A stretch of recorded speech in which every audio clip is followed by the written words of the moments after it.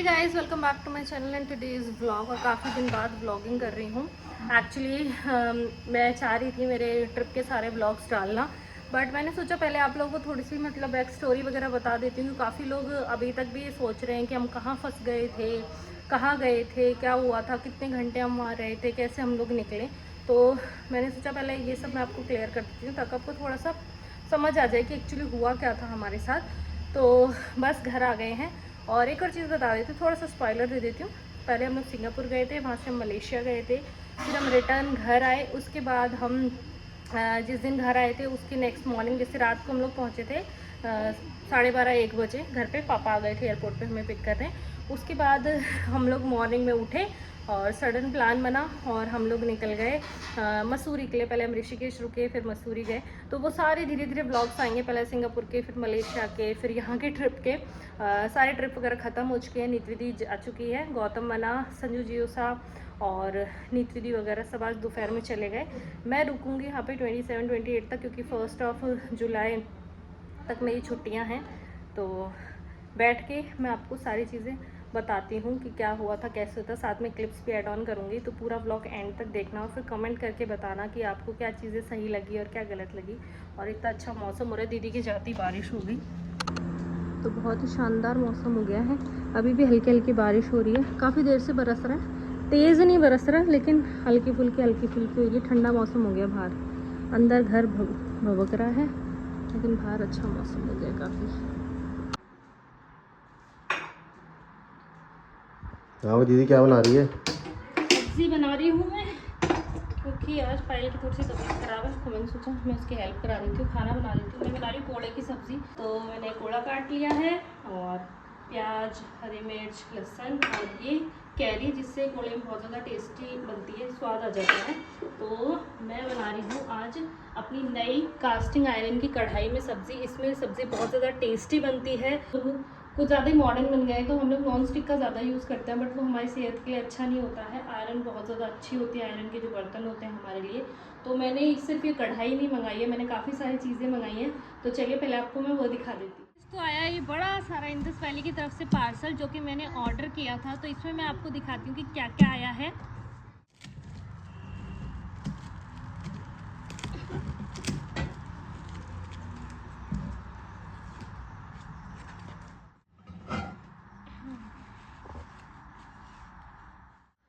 तो सारे जितने प्रोडक्ट्स हैं सारे बबल रैप होके आए थे अच्छी तरीके से, और ये काफ़ी भारे हैं क्योंकि ऑब्वियसली कास्टिंग आयरन जो होता है वो हैवी होता है। तो मैंने पूरा सेट मंगाया है, जिसमें एक फ्राई पैन है, एक ये डोसा तवा है और एक कढ़ाई है हमारे पास। साथ ही मुझे इस सेट के साथ फ्री मिला है ये तड़का पैन, और साथ में मैंने मंगाया है ये iron walk with long handle, जिसमें हम नूडल्स वगैरह बना सकते हैं, कोई भी चाइनीज़ डिश बनानी है, और वैसे भी सब्ज़ी वगैरह भी हम बना सकते हैं। इसमें यहाँ पे एक हैंडल मिलता है और एक यहाँ पे लॉन्ग हैंडल मिलता है, जिससे हम ऐसे ऐसे टोस्ट करके भी इसमें बहुत ही टेस्टी खाना बना सकते हैं। ये जितने भी यूटेंसिल्स हैं आयरन कास्ट के, ये मैंने मंगाए हैं इंडस वैली से, जो कि एक बहुत ही अच्छा ट्रस्टेबल ब्रांड है, जिनके प्रोडक्ट्स बहुत ही ज़्यादा अच्छे होते हैं। साथ ही इन्होंने मुझे बहुत ही प्यारा सा थैंक यू नोट दिया है, जो कि मुझे लिटरली बहुत ही ज़्यादा अच्छा लगा, और मैं इसे बैठ के पढ़ूँगी। और साथ में ये हमें एक गाइड बुक देते हैं कि हमें इन प्रोडक्ट्स को कैसे टेक केयर करना है, बिफ़ोर इनको यूज़ करने से पहले क्या करना है, नोट कुकिंग के टाइम किन चीज़ों का ध्यान रखना है, और आफ्टर जब कुकिंग हो जाती है तब हमें क्या करना है। ये देखिए, ये भी मुझे बहुत अच्छी चीज़ लगी है। उसके बाद हमें एक ऑथेंटिसिटी का कार्ड भी मिलता है। अगर आप भी ये सारे यूटेंसिल्स मंगाना चाहते हो जो कि टॉक्सिन फ्री है, 100% प्योर है, लिंक मैंने डिस्क्रिप्शन में दे दिया है। और साथ में ये जो आपको मेरा कूपन कोड दिख रहा है, अगर आप इसे अप्लाई करते हो तो आपको एडिशनल डिस्काउंट भी मिल सकते हैं, तो आप कूपन कोड भी अप्लाई कर लीजिएगा।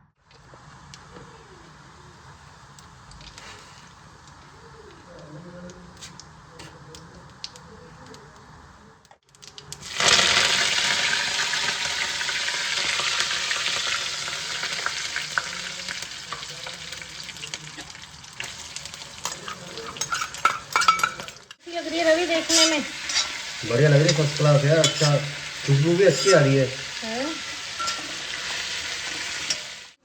तो मेरी सब्ज़ी बनकर रेडी हो गई, और इतनी स्वाद सब्ज़ी दिख रही है ना, वो मुँह में पानी आ रहा है। मैं अभी खाकर देखना, सबके रिव्यूज़ लेती हूँ, है ना। और मैंने गुड़ वाली बनाई है, मम्मी के यहाँ पे ना चीनी वाली बनाते हैं वैसे, बट हमारे गुड़ वाली बनाते हैं तो ये बहुत ही ज़्यादा टेस्टी है।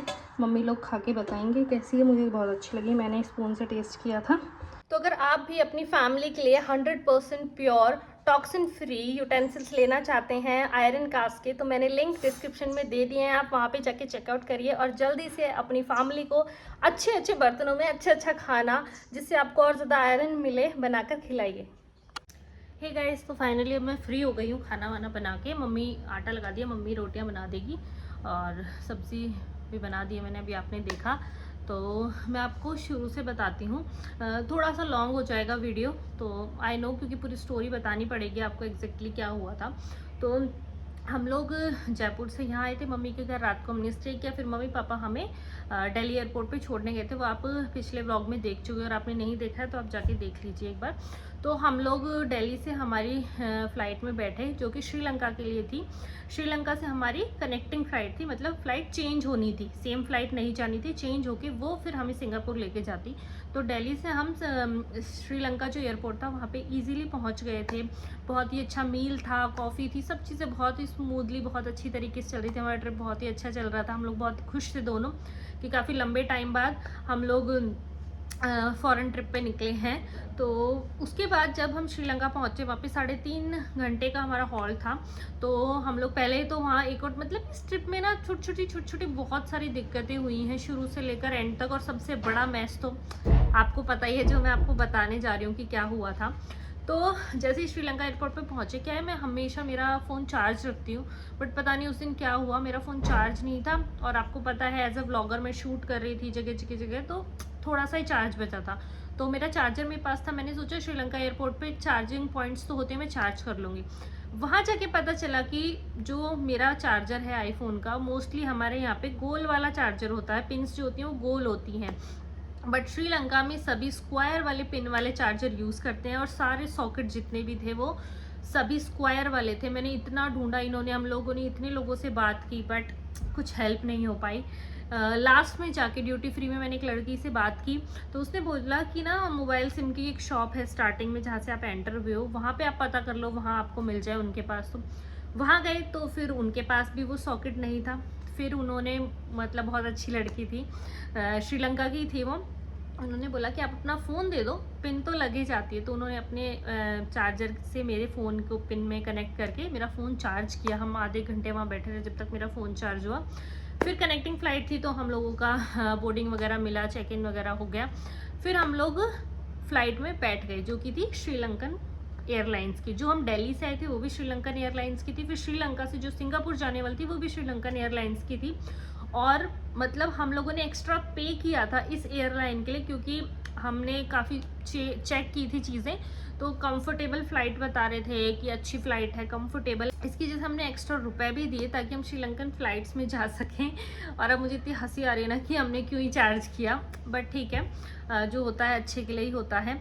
तो फिर हम लोग श्रीलंका से फ़्लाइट हमारी फ्लाई हुई, 2 घंटे फ्लाई की। हम लोगों को मील्स वगैरह भी मिले फ़्लाइट में, हमने मील्स वगैरह भी इंजॉय किए। फिर जैसे 4.5 घंटे की फ़्लाइट थी वो श्रीलंका से सिंगापुर की। 2.5 घंटे बाद ही मतलब टर्बुलेंस का आ गया कि आप लोग सीट बेल्ट लगा लो, सभी पायलट ने अनाउंस कर दिया। फिर आधे घंटे बाद पायलट अनाउंस करते हैं कि हमारी नेविगेशन फेलियर हो गया है प्लेन के अंदर फ़्लाइट में, तो हमें एमरजेंसी लैंडिंग करानी पड़ेगी। और उसी टाइम से पूरी फ़्लाइट में tension, obviously emergency landing last में ही कराते हैं जब बहुत ज़्यादा इमरजेंसी होती है। तो हम लोग नीचे देख रहे हैं, हमें कुछ नहीं दिखाई दे रहा। थोड़ी देर बाद नीचे देख रहे हैं तो चारों तरफ समुद्र, हमारी फ्लाइट समुद्र से, मतलब आप ये देखो हमें आराम से समुद्र दिख रहा है पूरा, मतलब बहुत नीचे प्लेन था। तो जो पायलट था, वैसे एक चीज़ मतलब लास्ट में मैं आपको बताऊंगी, तो पायलट ने पहले पूरे समुद्र का राउंड लगाया है बहुत देर तक, 1-1.5 घंटे की, उसे मतलब एक्सेस मिल जाए वहाँ पे इमरजेंसी लैंडिंग के लिए। तो जैसे तैसे करके जो भी हुआ होगा, आई डोंट नो टेक्निकल चीज़ों का। हाँ बेटा, हाँ, तो जैसे तैसे करके उनको एक्सेस मिला, तो हम इमरजेंसी लैंडिंग हुई। सुमात्रा एयरपोर्ट है इंडोनेशिया में, एक जगह है मेडान करके जगह है, सिटी है जो वहाँ पे, तो वहाँ पे इमरजेंसी लैंडिंग हुई। जैसे लैंडिंग हुई वहाँ पे जितने भी, मतलब जैसी लैंडिंग हुई ना रनवे पे, प्लेन आया, फिर जाके जैसी पार्क हुआ, चारों तरफ उनकी पुलिस ही पुलिस, एम्बुलेंस, वहाँ के लोग वीडियोस बना रहे हैं, फोटोज खींच रहे हैं, जैसे कि पता नहीं कहीं किसी मतलब कहाँ से ये प्लेन आया और इसमें पता नहीं क्या आतंकवादी भरे हुए हैं क्या, मतलब इतनी अजीब सी फीलिंग आ रही कि यार ये क्या हो रहा है, क्योंकि हमें तब तक चीज़ों का पता नहीं था कि ऐसा क्यों हो रहा है। बाद में जब पता चला तो समझ आया कि हाँ ये चीज़ें क्यों हुई हैं। तो प्लेन के चारों तरफ फिर हम लोगों ने 5:30 के बीच में लैंडिंग हुई फ्लाइट की वहाँ पे सुमात्रा एयरपोर्ट पे, और वहाँ पे हम लोग बैठे हैं, मतलब इतनी स्पेस थी फ्लाइट में सीट्स के पीछे, बट कितनी स्पेस यार, हम लोग कब के बैठे हुए हैं फ्लाइट में। मेरे को मतलब इतनी परेशान हो गई, इतना परेशान हो गई, सर दुखने लग गया, कमर दुखने लग गई बैठे। हे गाइस, तो हमारा जो प्लेन है जिसमें थे हम जब श्रीलंका से मलेशिया जा रहे थे, तो उसकी दिमाग काम नहीं कर रहा। हम लोग श्रीलंका से गुस्सा आ रहा है मुझे, बसो मत आओ।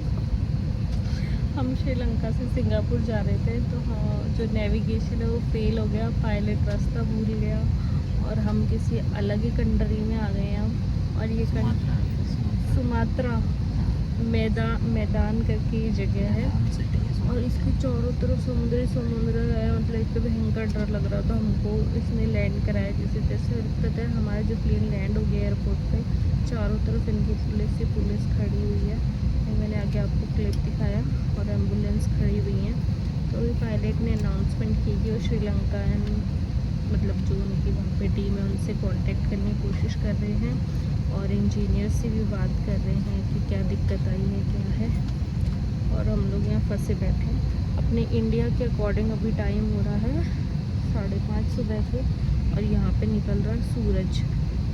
यहाँ का पता नहीं, 7:30-8 बज रहे हैं यहाँ पे शायद से। यहाँ सूरज निकल चुका है ऑलरेडी, और कुछ समझ नहीं आ रहा है। बैठे हाथ पैर भी दुखने लगे, मेरा माथा काम करना बंद कर गया। आगे लिखा है मेरा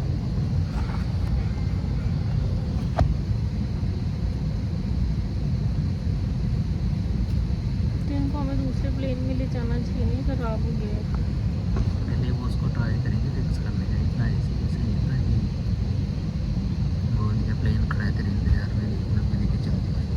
पहले वो नेविगेशन ट्राई करेंगे फिक्स करने का, देन अगर वो फिक्स है इससे नेविगेशन फेलियर हुआ कैसे? मशीन है होल्ड आ जाता है। और इतनी ऊपर उड़ा रहा था ये प्लेन, मतलब बादल तो बहुत ही नीचे। फ्लाइट है ये मुझे क्या कह रहा है, समुद्र के बीच में लैंड करा देंगे। देखो तो ना स्विमिंग भी नहीं आती, तो मर जाऊंगी और क्या होगा। आप चल जाना तैर के, आप चल जाते मेरे को छोड़ के। समंदर में क्या करेंगे, छोड़ के चल जाओगे आप मुझे मरने के लिए छोड़ के चल जाएगा आदमी मुझे कैसा। लहरों के बीच में तेरा क्या रोल, खुद तैरो खुद जाओ। किसको देख के निकले थे हम? सोचा नहीं था ऐसा भी होने को होगा। होप सो सही हो जाए सब कुछ जल्दी से। और फ़ोन में ना तो नेटवर्क है ना वाईफाई है, कुछ नहीं है फ़ोन में, कुछ नहीं आ रहा। 11 बजे उन्होंने अलाउ किया हम लोगों को प्लेन से उतरने के लिए, इंडोनेशियन गवर्नमेंट ने, क्योंकि शायद कुछ तो फॉर्मेलिटीज़ होती होंगी, जो भी है आगे बताऊंगी मैं। अब तो मुझे पता है कि क्या चीज़ें थी।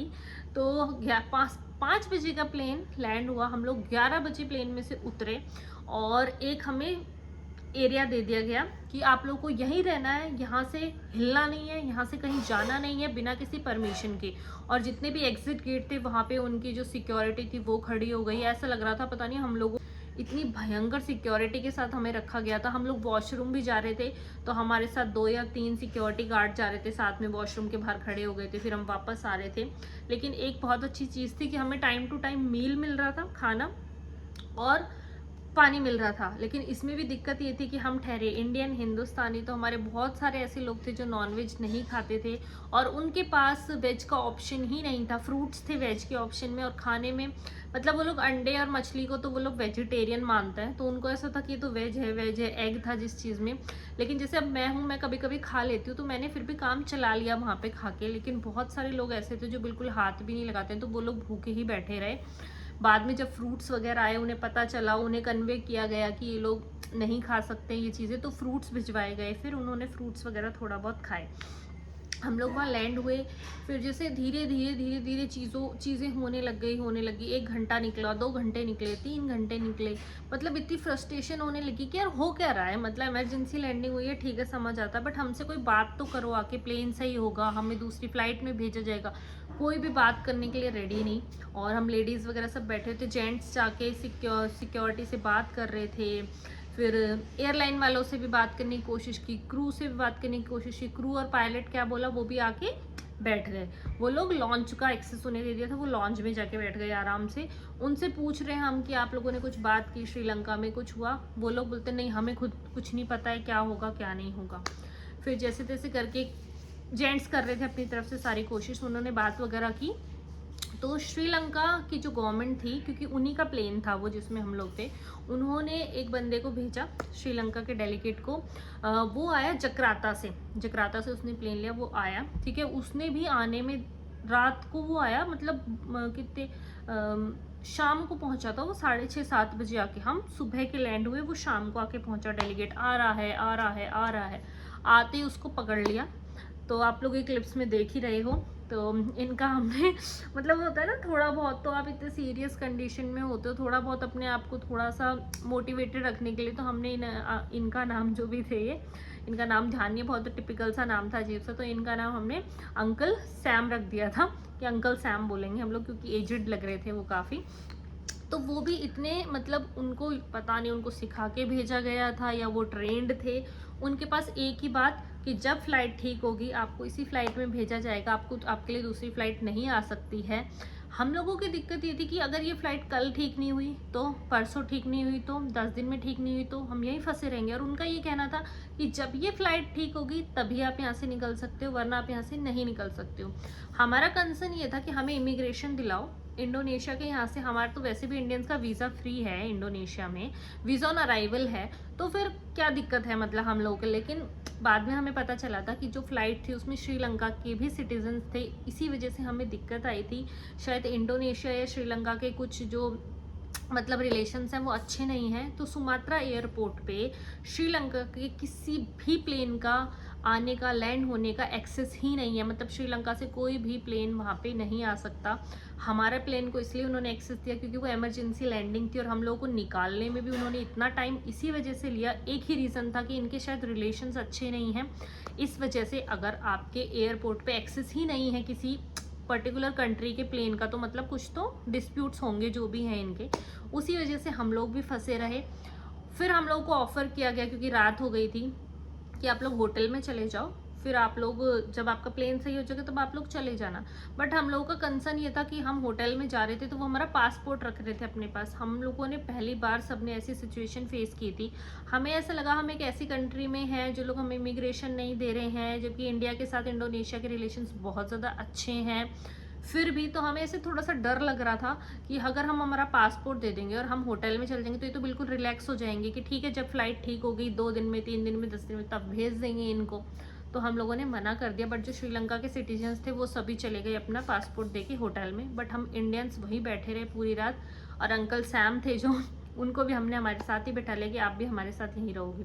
लेकिन वो बहुत ही अच्छे थे, वो जेन्युइनली अच्छे थे, उन्होंने अपनी तरफ से बहुत कोशिशें की। उस टाइम हमें गुस्सा आ रहा था, बट बाद में जब हमने चीज़ें हुई, देखी, समझी, तो चीज़ें समझ आई कि किस तरीके से काम करती हैं सब चीज़ें।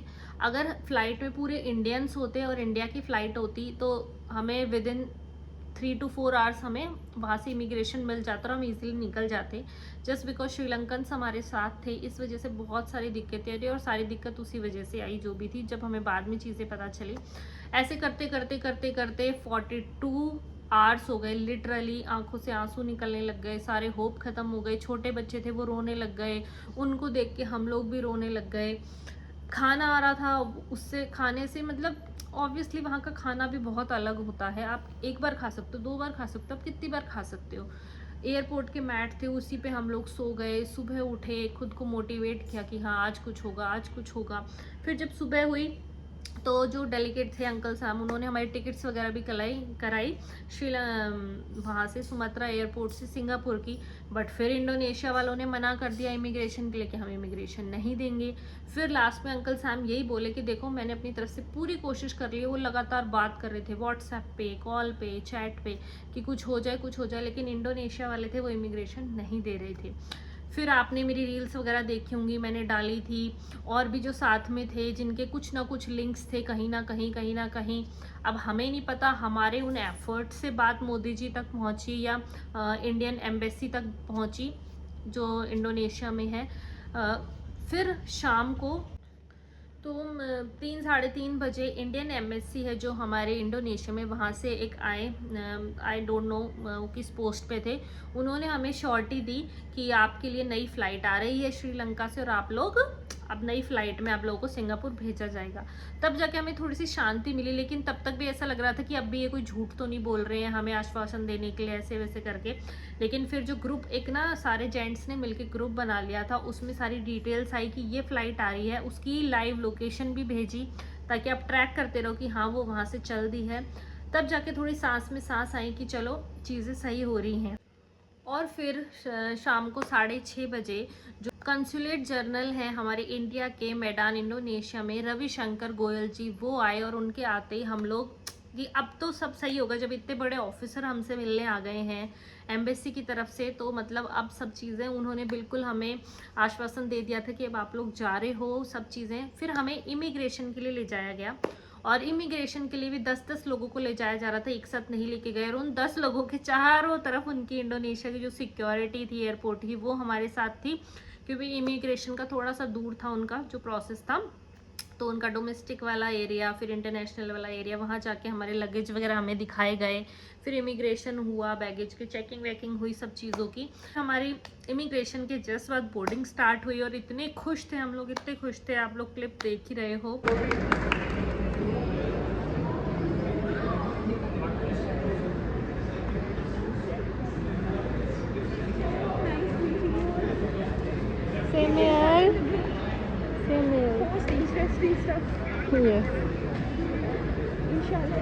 और पूरा ऐसा हो गया था उन 42 घंटों में।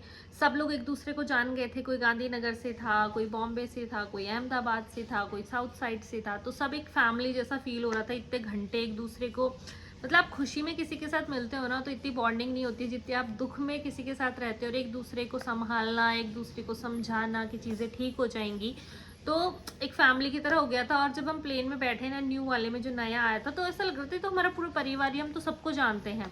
और जबकि हम फर्स्ट टाइम श्रीलंका में जब बैठे थे तो ऐसा लग रहा था अनजान लोग हैं, जबकि थे मोस्टली इंडिया के। लेकिन जब वापस से बैठे तो ऐसा लग रहा था अरे ये तो हमारे सब अपने ही हैं। लास्ट में मैंने, आप क्लिप देख रहे हो, मैंने शूट भी किया था लास्ट में प्लेन में सबको। तो मतलब ये एक बहुत ही अलग एक्सपीरियंस था। बाद में जब रविशंकर जी आए थे तब उन्होंने बहुत सारी चीज़ें समझाई कि ग्राउंड लेवल पे बहुत सारी चीज़ें हो रही थी। हम यहाँ पे आ जाते, हमारे पास कुछ जवाब नहीं था उस टाइम। इमिग्रेशन करवाना आप लोगों का, आप लोगों के साथ श्रीलंकन्स भी हैं उनका भी, क्योंकि ऐसा नहीं होता है कि सिर्फ इंडिया वालों को छोड़ दो और श्रीलंका वालों को यहीं पकड़ के रखो, ऐसे पॉसिबल नहीं होती हैं चीज़ें।